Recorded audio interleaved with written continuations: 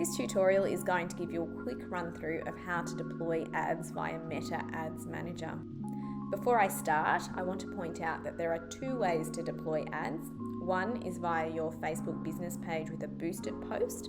I'm sure if you haven't run a boosted post before, you will have seen this button, Boost Post, below any deployable content on your page.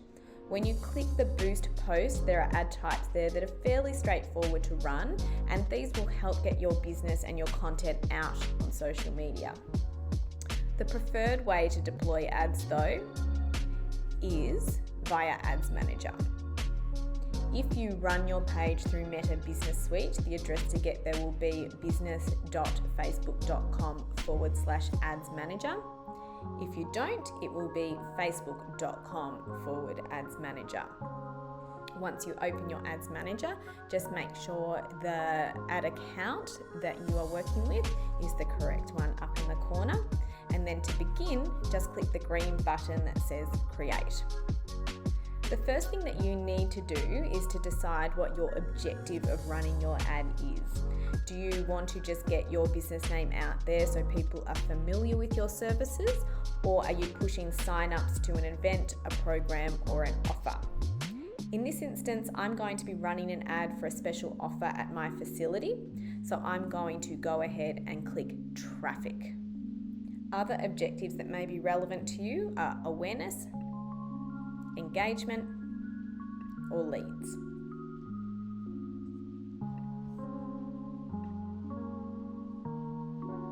Now here we're on the first section of the ad creation, and this is called the campaign level.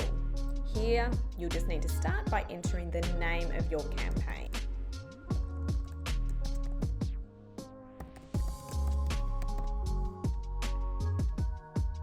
Often there are areas here that we refer to as what Meta knows best, and these are the kind of default settings that we don't need to tweak too much, as the defaults work very well. So all the other sections that we see here on this page, we're going to refer to as that, what Meta knows best, and we're going to skip over them and click next. This second section of the ad creation is called the ad set level, and this is where we decide who is seeing our ads for how long and how much we're going to be spending.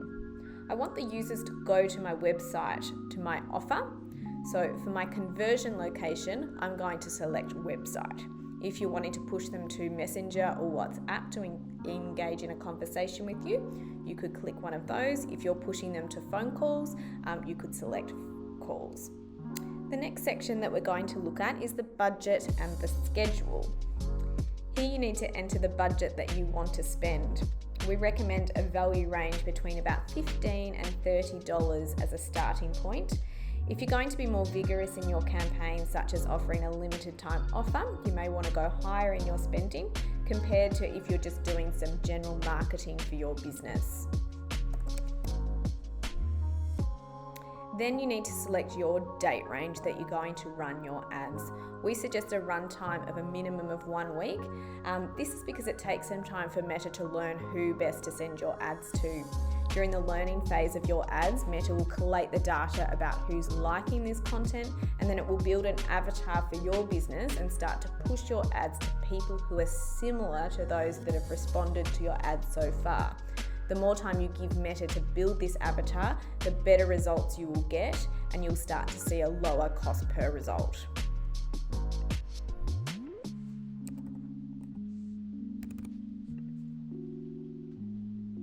Next, you need to select your audience. Generally speaking, for a local bricks and mortar business, there are two main audiences that you could target.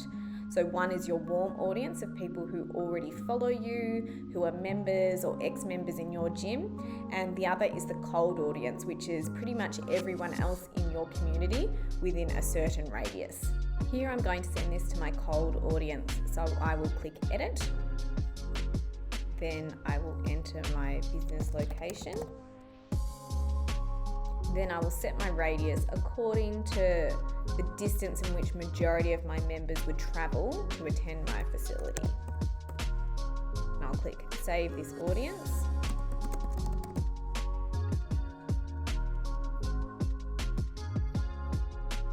placement and optimization and delivery, we consider what Meta knows best. So placement-wise, Meta will work out where your audience are spending their time and deliver their ads to those locations such as Facebook feed. So keep it on automatic placements. Optimization and delivery, by leaving it on default, we're allowing Meta to do what is typically best for this campaign type. Then we click next. The last and final section of the ad creation, and this is the ad level. So this is what your ad is going to look like. So firstly, make sure you've got the correct Facebook page and Instagram account here. Now in ad setup, you have two options. So you can create an ad or you can use existing post. Generally, we recommend using an existing post because this means any engagement such as likes and comments that you have from your page post will circulate with your ads, which is really good for social proof. So here I am wanting to push an offer. So I have my post here that I can select from.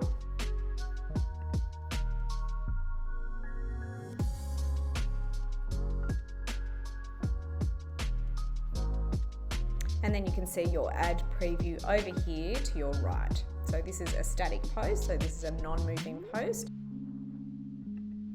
Or if I wanted to choose a video post, there's my preview of my video post.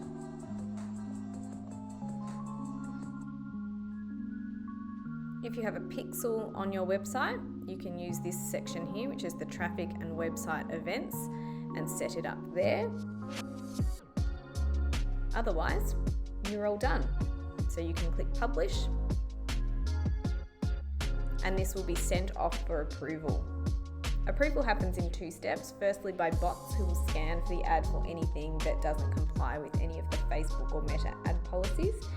Then by a human for a final go ahead. It can take anywhere between a few to up to 48 hours for approval, so always allow yourself some buffer. If your ad is rejected, you'll see a little rejection button beside your ad, which will explain the issue. You can either endeavour to rectify the issue, or if it's been incorrectly rejected, which sometimes happens with bots, you can click an appeal button, which will then push it through an appeals process. When your ad is live, in this delivery section, it will say active, and then you'll start to see your metrics appearing here. And you can keep an eye on things like your reach, your impressions, and your cost per result.